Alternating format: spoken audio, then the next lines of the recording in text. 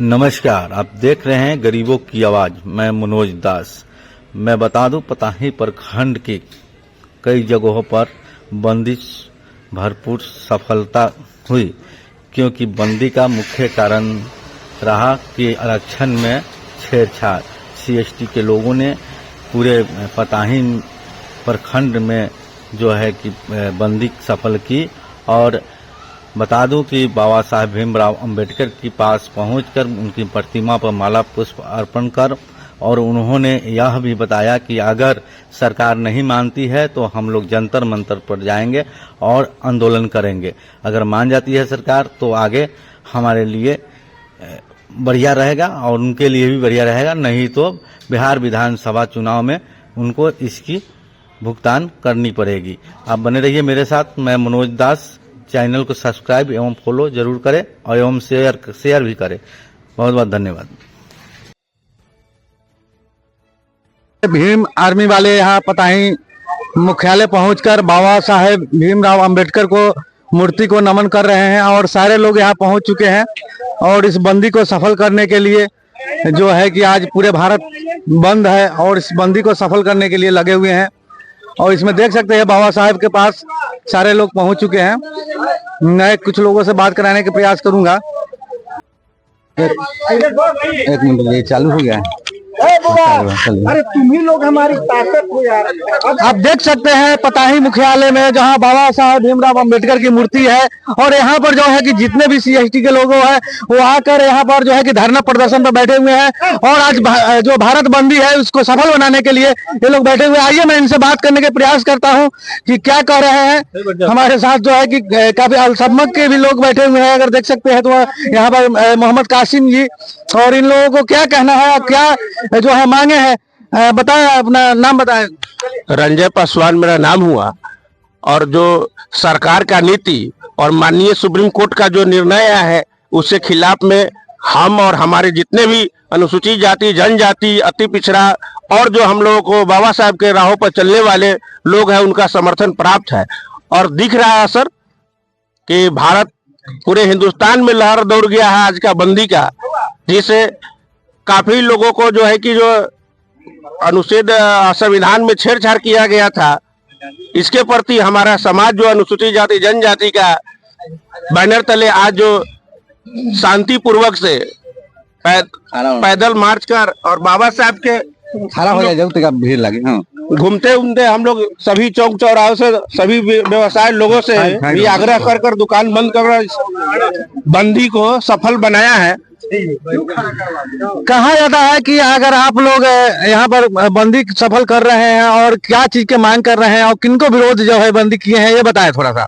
हम लोग माननीय सुप्रीम कोर्ट के जो डिसीजन आया है कुछ दिन पहले उसके खिलाफ में हम लोग जन आंदोलन कर रहे हैं और सरकार का नीतियों के खिलाफ कर रहे हैं। जो केंद्र में सरकार बैठा हुआ है, मोदी जी का सरकार है, ये संविधान विरोधी सरकार है, संविधान की हत्या करना चाहते हैं, संविधान को मिटाना चाहते हैं। बाबा साहब जिन्होंने संविधान को रचयिता है उनके संविधान में छेड़छाड़ किया जा रहा है, ये कहीं से बर्दाश्त नहीं करने वाला है। और हम लोग नहीं अगर बदलता है तो हम लोग जन सैलाब आज तो रोड पहुंच रहे हैं, कल सांसद तक घेराव किया जाएगा और सरकार को इस पर झुकना होगा और अपना फैसला पर। आप सुन रहे थे पूर्व प्रमुख रंजय पासवान जी को जो कह रहे हैं कि अगर नहीं मानते हैं आज की बंदी पर तो हम लोग जो है जंतर मंतर पर जाकर धरना प्रदर्शन करेंगे, विरोध प्रदर्शन करेंगे। आइए हमारे साथ मोहम्मद कासिम जी जुड़ रहे हैं। क्या कहना है सर आपको?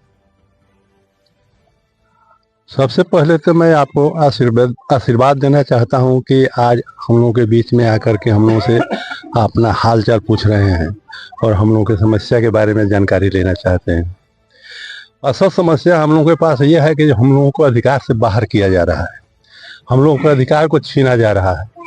अगर हम लोग अपना जागरूकता नहीं दिखाते हैं, अपने अधिकार को नहीं मांगते हैं तो हम लोग अधिकार से बाहर रहेंगे और हम लोग इस हिंदुस्तान के रहने के लायक नहीं रहेंगे। क्या आप सुप्रीम कोर्ट के ऊपर आरोप लग रहे हैं कि वर्तमान जो है कि सरकार पर आरोप लगा रहे हैं? देखिए, सुप्रीम कोर्ट जो निर्णय लिया है उस पर भी आरोप है और सरकार जो हम लोगों के अपना ढूंढू नीति जो बनाया हुआ है, जो धर्म के आड़ में माने पाप का खेल खेल रहा है, सुप्रीम कोर्ट को तो यह है वो आना लगाया हुआ है।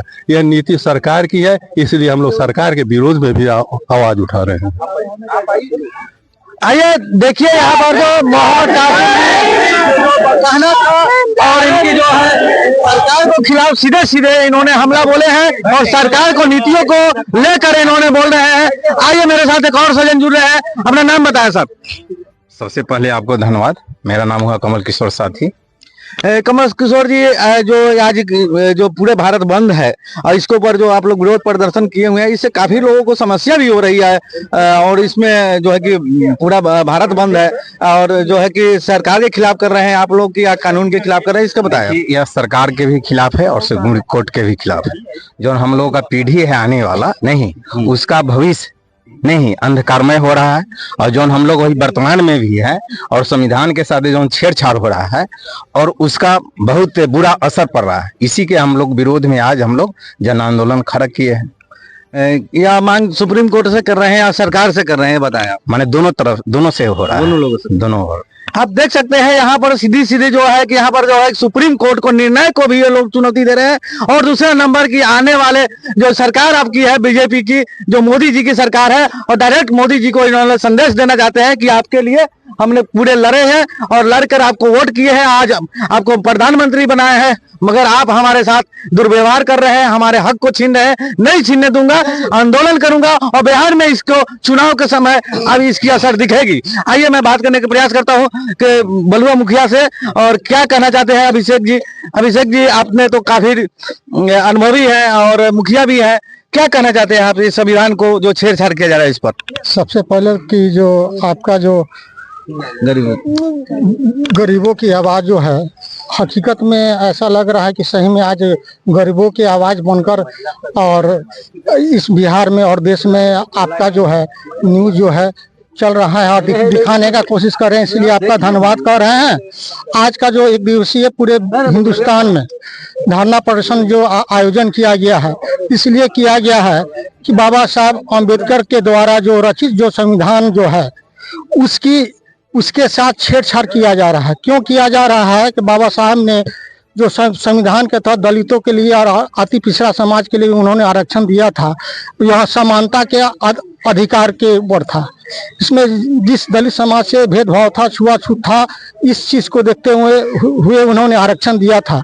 लेकिन आज जो आर्थिक रूप से जो केंद्र सरकार के इशारे पर कहा जाए, जहां तक हम समझ रहे हैं कि भारत की सुप्रीम कोर्ट ने जो आदेश दिया है, इससे यह लग रहा है कि यह दलितों के खिलाफ में कोई बड़ी साजिश रची जा रही है। इसलिए कहा जाता है जब हर जगह आरक्षण कहीं अगर विवाद हो रहा है तो केंद्र सरकार के द्वारा यह नहीं देखा गया कि सुप्रीम कोर्ट में हो चाहे हाई कोर्ट में हो, कितने दलित एससी के दलित समाज के जो व्यक्ति जो है सुप्रीम कोर्ट में जस्टिस हुए हैं, चाहे अति पिछड़ा समाज के जस्टिस हुए हैं। सबसे पहले सुप्रीम कोर्ट को इस चीज पर भी ध्यान देना होगा कि सिर्फ एक दलित के नाम लेकर ही दलित के ऊपर राजनीतिक अगर कोई करना चाहेगा, या बाबा साहब के जो अनुयायी हम लोग हैं, इस पर कदापि हम लोग बर्दाश्त नहीं करेंगे और यह जन आंदोलन।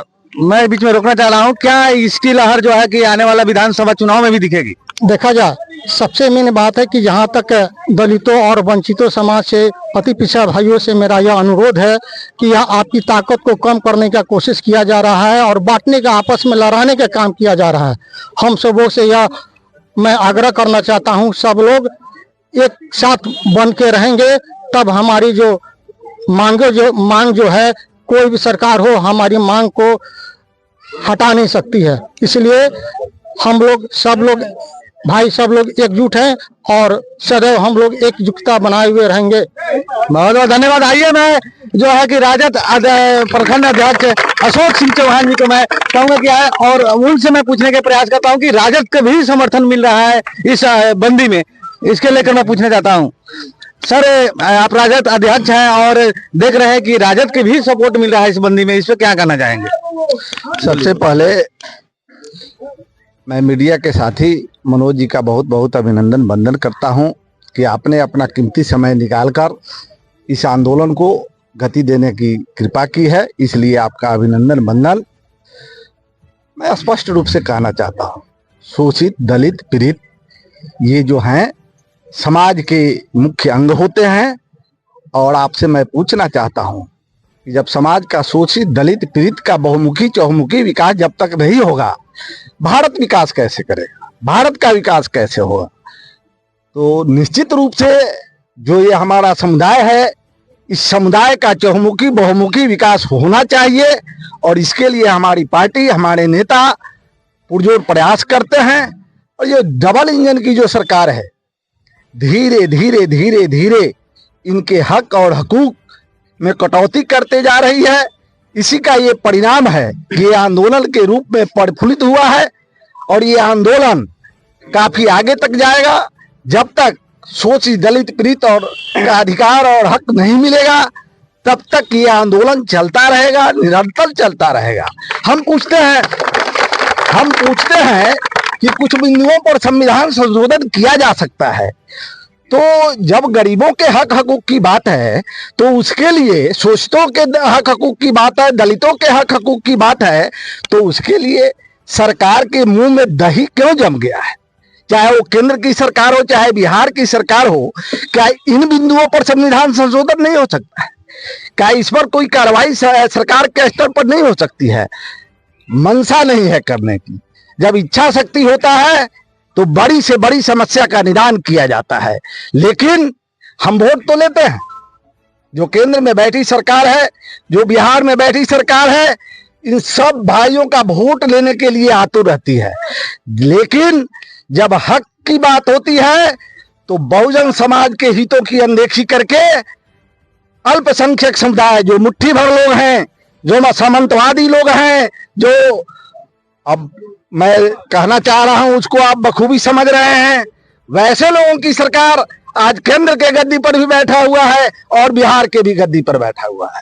हम तो जातीय जनगणना की बात करते हैं, आज देश स्तर पर भी इसकी आवाज उठा रहे हैं, लेकिन जब करने की मंशा नहीं है तो देश के गद्दी पर बैठे हुए ये जो डबल इंजन की सरकार कहने वाले लोग हैं, आज छलावा कर रहे हैं दलितों के साथ, शोषितों के साथ, पीड़ितों के साथ। तो मेरा और मेरे पार्टी का नैतिक समर्थन इस आंदोलन के साथ। अभी देखे हुए अभी हाल में लोकसभा चुनाव हुआ है, लोगों ने 5 किलो राशन के प्रति वोट कर दिया है। क्या संविधान के लिए वो वोट करेंगे आगे? क्या संविधान से उनको क्या लेना देना है जब 5 किलो राशन के ऊपर महिलाओं ने वोट किया है? देखिए पत्रकार बंधु, 5 किलो अनाज सरकार दे रही है। सोचिए, 5 किलो अनाज सरकार दे रही है और एक गैस सिलेंडर जिसका दाम 400 रुपए होना चाहिए, उसको 1000 में बेच रही है। तो 600 रुपया जो अलग से ले रहा है सरकार, तो बतलाइए कि वो राशन दे रहा है।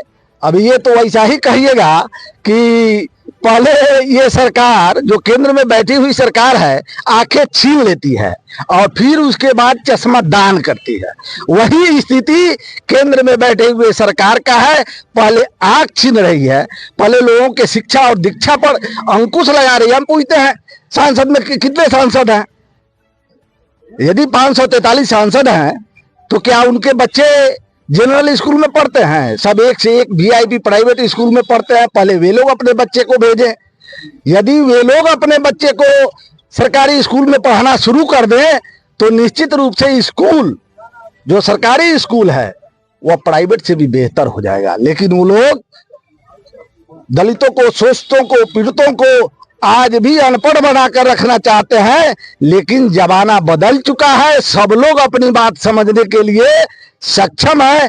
निश्चित रूप से करारा जवाब अगले चुनाव में मिलेगा। आप देख रहे थे यहाँ पर जो है राजद अध्यक्ष अशोक कुमार सिंह जी, जो है अशोक कुमार चौहान जी बात कर रहे थे, जो कि दलितों, पीड़ितों एवं शोषितों के लेकर, गरीब परिवारों के लेकर, किसी जाति को लेकर नहीं, किसी धर्म के लेकर नहीं, इन्होंने एक गरीबों की आवाज उठाई है। और उन 5 किलो राशनों पर जो सवाल किए हैं इन्होंने कि 400 रुपये गैस सिलेंडर होनी चाहिए, जो 600 रुपया अतिरिक्त लिया जा रहा है, वो चावल फ्री कहाँ से आया? वो माँ बहनों तक इस मैसेज को पहुंचना चाहिए। आइए मैं बात करने के प्रयास करता हूँ। हमारे साथ साथी जुड़ रहे हैं। क्या नाम हुआ सर आपका? मेरा नाम राजेंद्र राम हुआ।